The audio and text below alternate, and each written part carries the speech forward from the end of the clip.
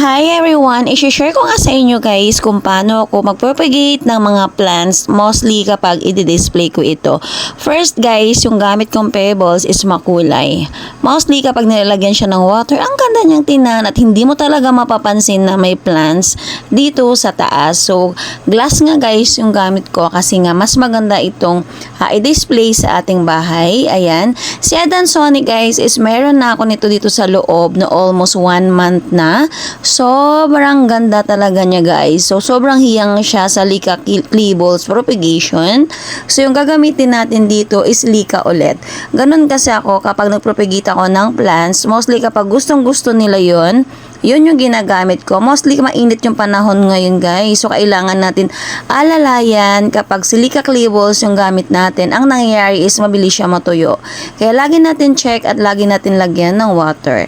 Thank you for watching. Bye!